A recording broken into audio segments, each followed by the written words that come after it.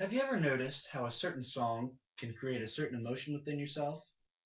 Like when you're driving down the road in a sad state of mind and a happy song comes on the radio.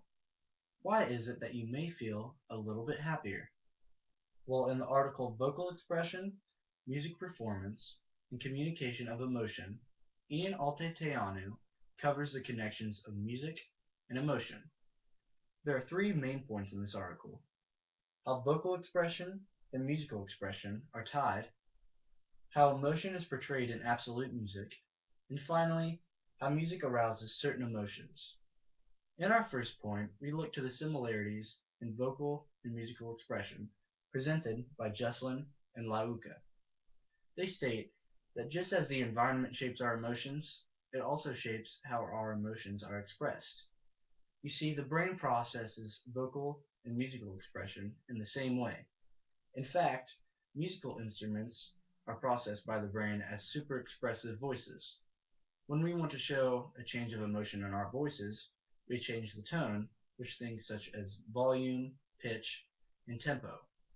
We do the same exact things when we want to show a change of emotion in music.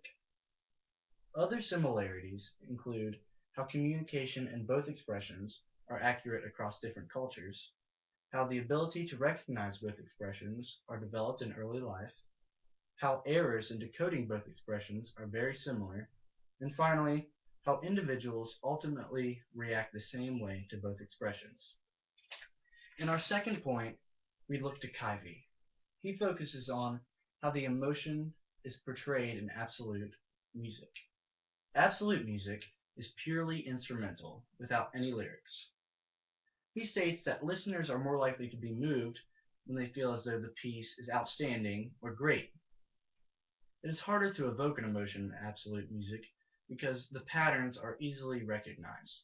But emotions can be evoked when current life events of the listener are appropriate to the piece of music. Our third point is based on Robinson's view on how music arouses mood states. He states that music mirrors emotions and the changes involved in emotion. When we interpret a piece of music, we often can connect it to the composer, especially when the composer is a romantic composer. The idea that what the music expresses is not necessarily the emotion that we feel is introduced in this point. Like when a musical piece is supposed to express anger, we might feel worried when listening to the piece. This goes to show that just as people decode other expressions of emotion differently, they decode musical expressions differently. Emotions help us understand the structure of a musical piece, and naturally, we attribute these emotions to ourselves. All in all, the more emotion, the more we like the piece. In conclusion, by reading this article, I've gotten a better understanding of the various connections between music and emotion.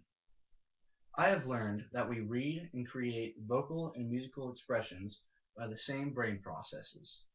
I have also learned that absolute music is harder to express an emotion, but we can still do so when the music is appropriate to our current life events. Finally, I've learned that music arouses mood, and sometimes it's decoded as it's intentionally expressed, and sometimes it's decoded as something entirely different. So next time you're listening to your favorite song, try to figure out why it is that it is your favorite song. Chances are it most likely provokes an emotion that is strong within yourself.